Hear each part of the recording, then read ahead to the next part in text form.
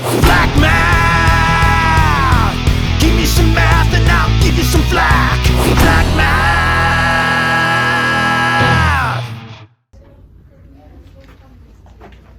Okay, so this is practice test 3.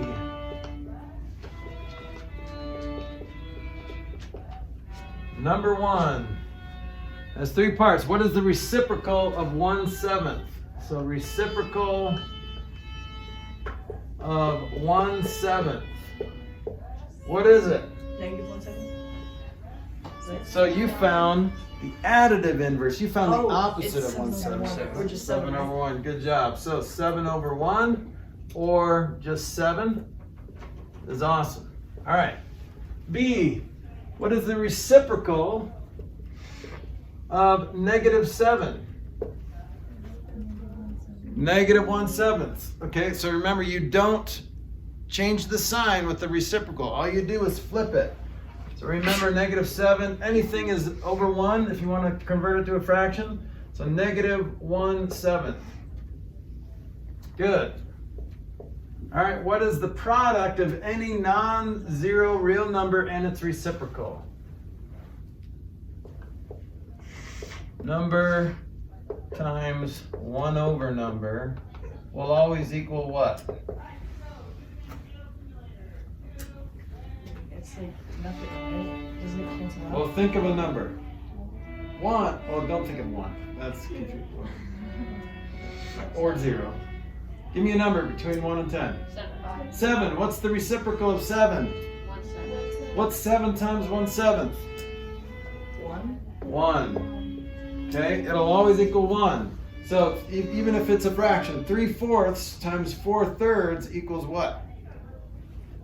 1, right? Everything cancels out and you get 1. Okay?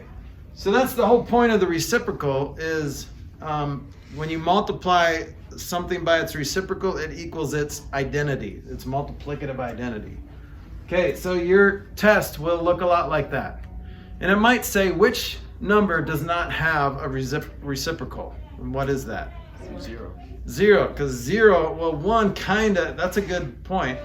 1 equals 1 over 1, which flip it is still 1 over 1, but it technically has a reciprocal, it's just itself, okay? But 0, why doesn't 0 have a reciprocal? Because you can't put 0 over 6.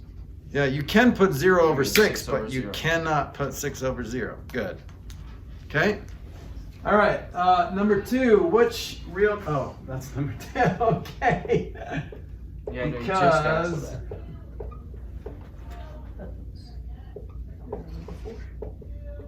so here's a good reason why, because any number, if this is like 0 over 1, you know, remember you can put any number over 1 to make it a fraction, but 1 over 0 is not. Is undefined. Okay, what's an acute angle? On the last test, it was like an acute triangle, right? Oh, What's an acute angle? an angle that's less than 90 degrees. Right, so you can just say less than 90 degrees. Number 3B. What's an equilateral triangle? Yes, Nathan. Triangle with all sides the same length. Yep, all sides, same length. Good. Very good. Okay, 4. 4A, what does A say? Is the product of two signed numbers that have the same sign a positive or a negative number? Positive or negative? 2 signed numbers that have You the got same a 50% chance, right? It's all positive because it's like a negative times a negative It's positive. or a positive times a positive. Both equal a positive number, okay? So negative times a negative equals positive. Also positive times a positive equals a positive. So the answer is positive. Okay, is the quotient of two signed numbers that have opposite signs a positive or negative number? Negative. Okay, so this is still the same.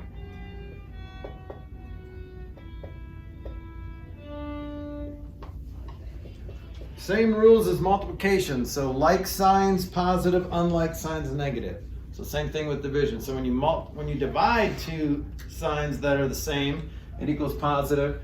But when you divide two unlike signs, it's negative. You guys good with these rules? Okay, let's move on to 5. Use 2 unit multipliers. Do you have to use unit multipliers? You don't have to, but if you do, I'm going to give you extra credit. How many Okay? meters are in an inch? How Good many inches are in a question. meter? So remember, what are the steps to unit multipliers? Find things that cross cancel. Put the first unit over 1, right? Don't forget the labels. Put first measurement over 1. So make a fraction out of it, right? Don't forget the label. Don't you have to know how many times something goes into that? You Like, do. So that's where the actually- unit multipliers come in. Okay, so the first step is done. Next step is multiply by a unit multiplier that will cancel that meters. Okay? Now, here's what I always do, just to kind of give you a visual.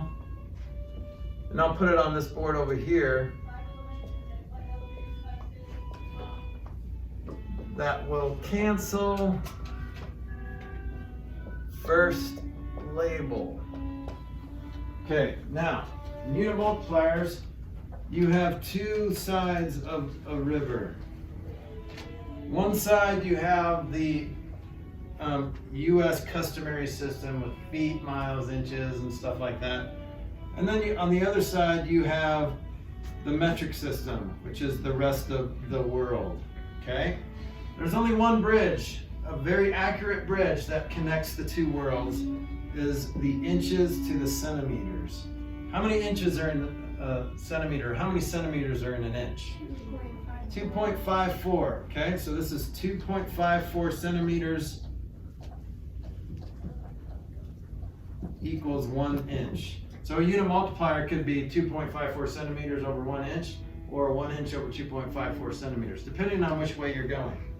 Okay, so also on this, you've got like meters, you've got kilometers, you've got feet, sometimes you got yards, and then you got miles. Okay, but you have to get to the bridge first. So I need to go from meters to centimeters, right? Think about it, taking a bus. What bus are you going to take from meters to centimeters? What unit multiplier? Well, something over meters, right? Because I have to cancel that. So how many centimeters are in a meter? So 100 centimeters in 1 meter. All right, now I need to cross the bridge. Is it 2.54 centimeters over 1 inch, or 1 inch over 2.54 centimeters? Right, because you need the centimeters on the bottom. So 1 inch over 2.54 centimeters. Okay, and then what are we going to? Inches? Yeah, then we're there. So now we can cancel meters and the centimeters. And here's what we're left with. 70 times 100 times inch all over 2.54. And you can leave your answer like that. Okay, if you want to multiply it out, you can, but you don't have to. Yes? I just put 7,000. Yeah, you can say 7,000 over 2.54 as well. But, so yeah, that's how you find your answer in your solutions manuals and stuff like that. But if you want to multiply it out, because it is kind of satisfying to know, oh, it's 70 meters, that's a long distance. I wonder how many inches that is. Okay. All right. So that's how you do it with unit multipliers. You could just kind of figure it out from unit to unit if you wanted to. Remember, big to small, multiply, small to big, divide, right? Okay. You don't have to do this on multiply. You just multiply and divide. Okay. Got it. All right. Number 6. So this is where, don't get too pre-algebra on this. All right. How many centimeters are in a meter? 100. Yes. How many square centimeters are in a square meter? 100. Square? No. 10,000. Because look at this meter. It's 100 centimeters by 100 centimeters, right? If this is a square meter, then 1 meter, it's a meter on each side, right? So each meter has 100 centimeters in it. So if I found how many square centimeters are in that whole box, the whole square, it would be 100 times 100, right? Now, if you use unit multipliers, you don't really have to be too concerned about it. So 50 square meters, square centimeters. It'll probably be going from square meters to square centimeters on the actual test. That's a typical classic Saxon move, okay? All right, now I have to get rid of these. Well, the unit multipliers is 1 meter over 100 centimeters, right? But see how this will only get rid of one of those centimeters. Because centimeters squared means centimeters, right? So I need another one to get rid of both of those centimeters labels, okay? So then I'm just left with 50 over 100 squared, and then you're just left with meters. How do you say meters? Square meters, meters squared, okay? So unit multipliers takes the confusion out of that. Wait, there's 10,000 centimeters in a square centimeters in a square meter? That's weird. But that's true. All right, how you guys doing? We're getting some good extra credit in here. So number 7, the area of a rectangle is 42 square meters. So I just like to draw a rectangle, and it's 42 is the actual area. So we don't know the sides, but how do you find the area of a rectangle? Yeah, Elkin? You multiply it by the base. Yeah, so it gives us the width, which is 6. So how do you find the other? Divide that by 40. Yeah. 2. So what times 6 equals 42? 7. Okay, good. All right, but is that the question? What does the question say? Yes, it is. So sometimes they say, what is the perimeter? So see how it's 2 math problems in one? They might do that on the actual test. So if it asks you what the perimeter is, then how do you find the perimeter? You just Yeah, so 13 plus 13 is 26, right? Now, you have to have one of the sides. So you can't say if the area of a rectangle is 42 square centimeters, what's the perimeter? It doesn't work that way, okay? You have to have one of the sides to be able to calculate the perimeter. Okay, all right, number 8. Let's erase this and keep going.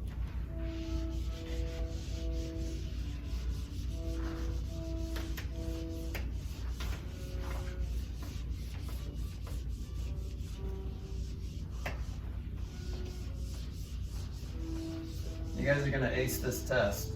The only thing that's going to keep you from acing it is going too fast, because there are a lot of details here that you have to pay attention to. Okay, what is the circumference of the circle? So the diameter of a circle, diameter is all the way across, right? 16 inches. What's that? Circumference. How do you find the circumference of a circle? diameter times pi. All right, so here's the cool thing. You could just say 16 pi and be done. If you want to multiply it, you can. I think it's 50.24, and it's inches. But you can just leave it like that. That's beautiful. Because that's the most exact way to say that answer. Otherwise, you have to use an estimation of pi, like 3.14. But if you just say 16 pi, that's the most accurate answer you can give me. Now, it's not very applicable in life. Like if I really wanted to know how far it was around that circle, I wouldn't say 16 pi, because if I'm trying to find something that'll fit around it or something, then I have to actually measure it out, and they don't sell 16, they don't go in terms of pi in Hobby Lobby or whatever. Okay? I don't know why I said Hobby Lobby. I meant to say Home Depot, because I don't go to Hobby Lobby because it smells like potpourri and it makes me sick and lightheaded. Okay. Home Depot. Smells like Wood? sawdust, sweat, I'd say wood. and wood. That's, sawdust comes from wood most of the time. Okay, so what's the area? How do you find the area of a circle? Pi times radius squared. Right, pi r squared. So remember, make sure you square the radius first and then multiply by pi. So what's the radius of this circle? 64. Oh wait, I'm going too far ahead. I already. Well, the radius is 8, but. Right. So then you can just say 64 pi square inches, or you can multiply that out if you want. Okay? Does that feel all right?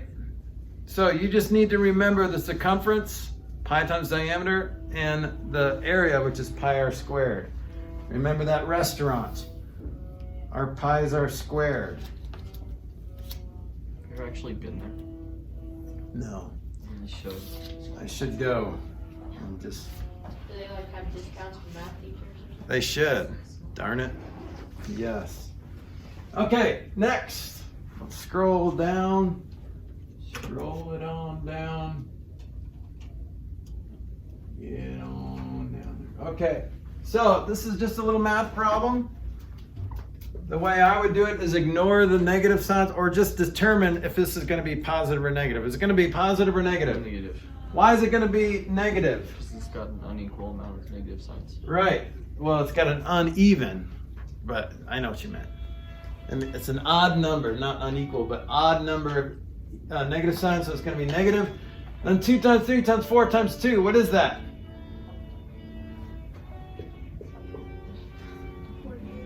48. So your answer, negative 48. You could just multiply, use your calculator, just multiply that all out and you get that too, but I think it's faster to not worry about the negative signs and just, you can still use your calculator, 2 times 3 times 4 times 2, but knowing that it's negative. Is it hard to see? A little bit. Sorry. Oh. I'll zoom in a little bit more. What is he saying? Okay. All right. Now I have to. All right, number 10. 6, parenthesis, negative 3. This is not 6 minus 3, okay? That parenthesis says that 3 is negative, and you're multiplying it by that 6. Minus, parenthesis, 2 minus 5 times 4 minus 1 plus the absolute value of, which is also a kind of type of parenthesis or symbol of inclusion. Okay, so let's do our parentheses first. So these are parentheses, but see how there's no operation happening inside of the parentheses. So if we're talking about order of operations, we're just looking for operations that are inside parentheses. Here's an operation inside of a parenthesis, here's one, and here's one. Okay, so let's do that first. This is 2 minus, what's 2 minus 5? Negative 3. Negative 3. So let's put it in parentheses. And 4 minus 1 is a positive 3, right? Plus, let's do this absolute value here. What's negative 4 plus 3 minus 1? So that's negative 5, right? Plus 3 is negative 2. Okay, you see what I did? I haven't done the absolute value yet. We'll do that next. But everything else stays the same. I didn't do anything else, so I'm going to leave that all the same. So now we can do multiplication next, right? And we'll evaluate that absolute value as well while we're at it. So what's 6 times negative 3? Negative 18. Negative 18, still minus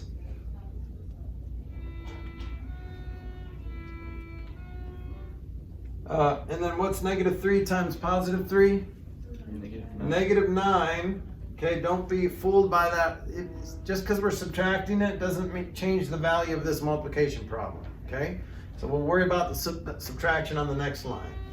Plus, what's the absolute value of negative 2? Negative 2. 2. Remember, absolute value always turns everything positive. Okay, it's the distance from 0. So now let's go to the last addition subtraction left to right. So let's just say addition left to right. So change everything to addition. That makes it easier. Minus -9 is just plus 9. So now I've got a negative by itself, and then I've got a positive 11. So negative 18 and positive 11 comes down to -7, right? Is that what you guys got? Okay. So this is going to be, if you're going to get one of these problems wrong on the test, this could be one of them if you're going too fast. So don't go too fast. Okay.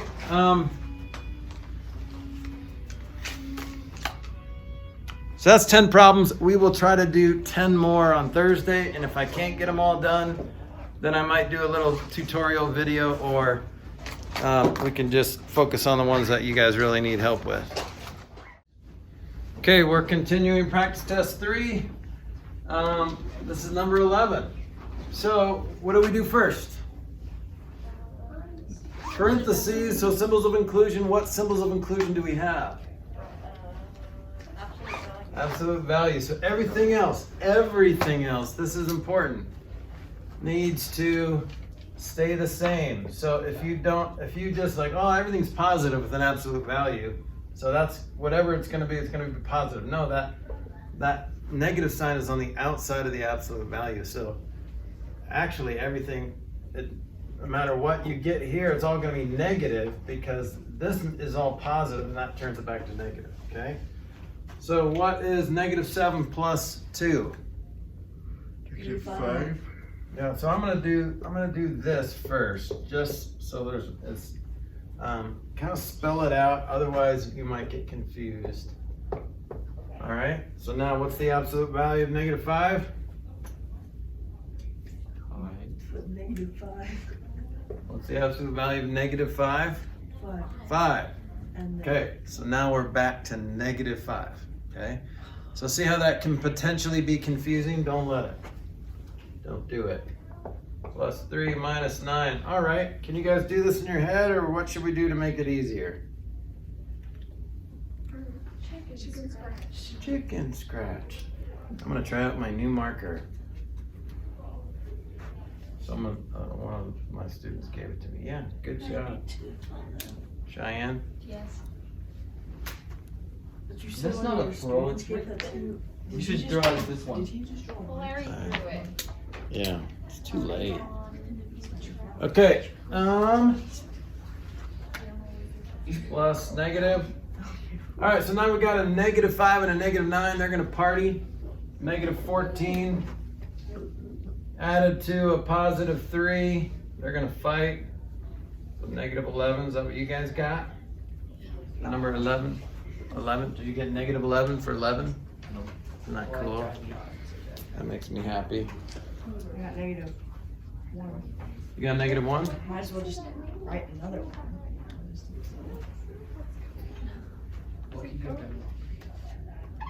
Did you get negative? Did you get? Did you get it wrong? No. Okay, just making sure. I want to help if you got it wrong. I want to help. Number 12, -3 next to a parenthesis, 5 plus 2 inside the parenthesis, -2 next to a parenthesis, 4 minus 2. All right, what do we do first? Parentheses, everything else, write it out the same. So -3 right next to this parenthesis, which is 7, -2 right next to this parenthesis, which is 2. Okay, now what do we do? Multiplication. Multiplication. So we got a -7 times, or a -3 times 7, and a 2 times 2. So we got a -21 minus 4.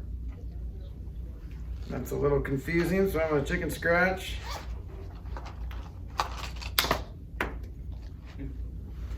Too many markers. Okay, so plus -4, that gives me a -25. So you guys got? Yes. All right, number 13. Moving right along. Questions so far? You guys feeling okay about this? Okay. Number 13, 2 minus this division problem, a positive 24. I'm not going to put that in parentheses because this division bar is a parenthesis. Minus 7. Okay. So, what do we do next? Division. So let's do that next. We're going to rewrite everything. 2 minus, what's 24 divided by negative 6? Negative 4. Okay, so you guys have to remember those positive and negative rules for multiplying and dividing. When you have unlike signs, it's negative. When you have like signs, it's positive. And that's only when you're doing two numbers, right? Obviously, if you have unlike signs with more than two numbers, then you have to count how many negatives there are and things like that. Okay? All right, now it's just addition and subtraction. What would make this easier? Chicken scratch. So now you got positive 6 fighting against negative 7. Negatives win by 1. Is that what you got? Okay. Do you guys know where the solutions are for the practice test? So those are on the main materials page. It says Algebra 1 practice test solutions. But we're always going to go over the solutions anyway, so you can wait, or you can, if you're excited and you can't wait, you can check your solutions right after you take your practice test. All right, number 14. Negative 2 minus 8 all over negative 3 plus 9 minus 6. Okay, so this is these are parentheses. So this is, if I wanted to write these with actual parentheses, it would be negative 2 minus 8 in parentheses divided by negative 3 plus 9 minus 6 in parentheses. Okay, that's what this division bar does. So basically, I'm going to do parentheses first. I'm going to do this whole top first and this whole bottom first, and then I'm going to divide. Okay, chicken scratch. So I think I'm left with negative 10 on top. And what am I left with on the bottom? 0. So what is negative 10 divided by 0? Negative 10. 0. 1. I just heard you talking about this, JC. But it's not 0. Isn't 0? What's negative 10 divided by 0? It's not negative 10 0. either. Undefined. That's right. Have you been saying that all along? Yeah. Okay, so when you divide by 0, it is undefined. How many times does 0, what do you have to multiply by 0 to get negative 10? Nothing. There's no number, it doesn't exist, right? You can't multiply 0 times any number to get negative 10. So it's undefined. All right. What if you had 0 divided by 0? Indeterminate. Indeterminate, okay? So that could be 1. But really, how many zeros are in 0? Well, that's kind of weird. But it could be any number, because 0 divided by 0 could be 7. Because if you go backwards, 7 times 0 is 0. So isn't it just right? infinity? So it's actually called indeterminate. So because you can't determine a number. Because infinity doesn't really work because you're also dividing by 0, which is no. So the answer, this is the only time you have to answer indeterminate, is 0 divided by 0. Anything else divided by 0 is undefined, okay? But what is 0 divided by like 5? 0. That's 0, okay? So you can have 0 on the top, you just can't have 0 on the bottom. And there's two different situations when you have 0 on the bottom. Any other number divided by 0, which is undefined, or 0 divided by 0, which is indeterminate. Okay? There's going to be a question like that. I can't remember if it's undefined or indeterminate, but make sure you know both. All right, number 15. 3 next to parenthesis negative 5 plus 3 plus parenthesis 6 minus 5 all over negative 6 minus parenthesis negative 2 times parenthesis negative 3. So again, we've got to do the top first and the bottom first, and then divide last. So in the top part, there's also parentheses. So let's make sure we do those first. do those guys first. So let's rewrite it down here. 3, what's negative 5 plus 3? 2? Or negative 2. Good. Plus 6 minus 5. We don't have to chicken scratch that. That'll work. That's just plus 1. All over negative 6 minus, well, there's no parentheses down here, but there is multiplication before subtraction. So what's negative 2 times negative 3? Positive 6. Positive 6. Good. All right, so I'm gonna do a little bit of chicken scratching on the bottom there, and then I'm gonna do some multiplication on the top. The answer's undefined. Pretty sure. And do the topic. So we get negative 6 Yeah. plus 1 all over what's negative 6 plus negative 6? Negative 12. Did that wrong. I forgot that it's. I tried to. So you guys got so far? Yeah. And so then we end up with not a so nice, but it's negative 5 over negative 12, which can be simplified. The only way, you can't reduce this, but you can get rid of those negatives, right? Because a negative divided by a negative is a positive. So you can cancel those negatives to just say 5/12. Okay? All right, let me make sure I copied the problem down right, because I seem to remember it being another problem like that. Yeah, it's definitely negative 12 on the bottom.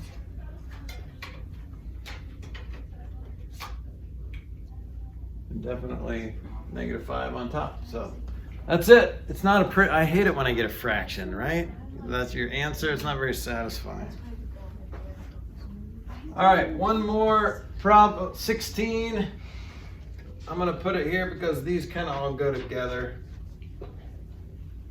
So 5 minus 2 plus 3 parenthesis negative 2 all over parenthesis negative 2 parenthesis negative 3 minus parenthesis 5 parenthesis negative 2. Now, when you see a 3 parenthesis negative 2, does that mean 3 minus 2? No, if the parenthesis was over here, yes, it would be. But remember, when a number is next to a parenthesis, that means multiplication. So let's do that multiplication on top and on bottom. So we're left on top, we still have that 5 minus 2 plus, and then we've got a negative 6, because 3 times negative 2 is negative 6. All over 6 minus, what's 5 times negative 2? Negative 10, right? Okay, so chicken scratch, because this is 5 minus 2 isn't confusing, but 5 minus 2 plus negative 6 could potentially throw you off, especially if you're taking a test. Remember, you're dumber when you take a test. Did we talk about this? Yeah. So, plan for dumbness when you're taking a test, okay? So study hard. Plus positive 10. So 6 minus negative 10 is just 6 plus positive 10. So now I've got a 5 fighting against a negative 2 and a negative 6. So that gives me a negative 3. Then a 6 plus 10 is 16. So final answer, negative 3/16. So you guys got No. all these? Yeah.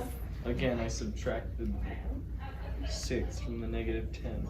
All right, so, but now you know, now you've repented of your sins, What? and you've changed your life, Whoa. and you can, Too far. Stop. 6 minus, oh, you're not ready for that part. Oh, but at least subtracting negatives. You've repented of that sin. Sure. Good. Sure. Yeah. I believe you said that's not what it is. All right, number 17, 18, 19, and 20. 4 more. What? Yep. We have to do 4 this week? No. That's how many questions we have left. Oh, okay. When I thought we were doing something. I might have to give you, No, maybe it's a consonant. Shut up. I don't know. Lemonade. What is he saying over here? No, there's the United States. America. Okay, America. North is a America. country. My house. Yes, it is. It's just the continent is North America. Okay, I might have to give you 1 point extra credit if you give me 2 answers for number 20. If you know it, please don't say it. It's just 1 point, but it's funny. So if you know it, keep it to yourself. If you say it out loud in class, you're going to ruin that extra credit for everybody else. And you can talk to each other after this class if you know it. But number 20, if you give me 2 answers for this, then I will give you a point extra credit because it's funny. All right? But what I'm really looking for is what degree that is, but there's another fun answer. All right, number 17. And we'll come back to 20 here in a second. Don't you have a shirt that says something Oh, like are you going to ruin it for everybody? that? Yeah, I am. No, I'm not. Okay, find the perimeter of this figure. Here's the figure. 2 answers. Okay, I'll give you 2 answers. All right, these are, what are they? Meters. Okay, this might be one of the most difficult. I know it's not very difficult, but it might be one of the most difficult problems on the test. Okay? What's going to keep you from getting this answer correct? Yeah. That could potentially keep you from getting the correct answer. What's perimeter mean again? Around. Yeah. What? Around, bring it around town. Okay, so this is 5. What's this? 12. 4. How'd you get 4? Where'd 4? I don't see a 4. Iona? Yeah. So this, if this radius is 2, that means that from here to here is 2, halfway across, so all the way across is 4. Good job. All right, so now we've got 3 out of the 4 sides, right? We got 5 plus 5 plus 4 plus, now we got to do this thing. How do you figure out this length, this curvy length? Right, so. Or just pi times radius, right? Yep, that's half of a circle. So to find the distance around a total circle, it's diameter times pi. So half of that would be half of the diameter times pi, which is radius times pi. Or if it's too confusing, just say circumference equals pi times diameter, but it's a semicircle, which is half, so divide it by 2. Okay, so this is going to be 3.14 times 2, all divided by 2. And then you could probably see that, hey, I could just cancel those. But so that's 6.28 divided by 2, which is 3.14. Oh, it's 4. Yeah, I was like, that's 4. Ooh, you almost got me. Like, well, you got me, but almost caught me before I caught it. So, good job. So the diameter is 4. Duh. Come on, guys. All right, so this is going to be 12.56 divided by 2, which is 6.28. Or if you just reduce that, 1 and 4, so 1 and 2, that'd be 2 times 3.14, 6.28. So that's what we're adding to 14. So we get 20.28. Is that what you guys got? Meters all the way around? All right, good, good. Number 18 is find the area of this figure. The area, remember the area inside, or how many squares you can fit inside of this object. And these are in inches. Okay, so any suggestions on how to find the area of this? This is actually trapezoid. We could use a trapezoid formula, or you could do something else. Elkin, what would you do? Slice it up, and I would do 3 times 4. Okay, so you're slicing it up like this. So this is 3 times 4 here, which is 12. And then what's this? 3, because it's Yeah, 6 minus this 3 is 3, then this is 3, and this is still a 4. So how do you find the area of this? X times 5 divided by 2. Don't forget to divide by 2. Good job. One side by 2 and then. What's that? Couldn't you just divide one side? Like You could. So again, same thing here. Pi times diameter divided by 2, or just divide the diameter by 2 and then multiply by pi. That's what you're doing here. Or 1/2 base times height. Okay? So you could do 1/2 base times height, or you could do 1/2 height times base. It doesn't matter. Good. All right, so then you add them together. So if it helps, you can kind of draw this little diagram. So you're really adding 6 plus 12, which is 18. Now, what's my label? Square inches. Remember, area squarea. So make sure those are square units. All right, 19. So in 18, we were able to do this by just cutting it into two shapes that we know how to find the area of. Well, you don't have to add them together. You could subtract them. So this is a good problem where you kind of have to do the subtraction method to figure out what this is. So this is a 3x9 rectangle inside of a 7x14 rectangle, and it says find the area that's shaded of the shaded portion. Okay, so how do you find this shaded area? Any suggestions? Elkin, what'd you do? Okay, so you do 7 times 14, Uh-huh. and then you do 3 times 9. And you subtract. Yeah. You subtract- Minus, that's right, this little guy, 3x9. So it's 98 minus 27. 98 minus 27 to get 71, right? And feet, so square feet. Good job. Okay? Wait. Yeah, Oh, no, you never got it right. It is 7. I'm just going with what Elkin told me. I gave you 2 answers for the next one. I wrote it down. If you give them right now, Then I'm gonna ruin it. Yeah, I'm not. yeah. But So, it's written down. all right. I have it written down too. Okay. If you don't know what I'm talking about, talk to one of these guys who thinks they know what answer I'm looking for. Okay, number 20. Find x. What do all the angles in a triangle have to add up to? 90. So it looks like we're only, well, those two have to add up to 90. But all the Did you angles, spoil it? no, all the angles have to add up to 180, right? 30 degrees, right? All the angles in a triangle have to add up to 180, right? Okay, well, it looks like we're only given one angle, but we're not. What's the one that, 90. X. yeah, how do you know it's 90 degrees? Because it's a right. Because it's a right angle, or that little square says it's a 90-degree angle, so this is 90 degrees. So now we're at 120, right?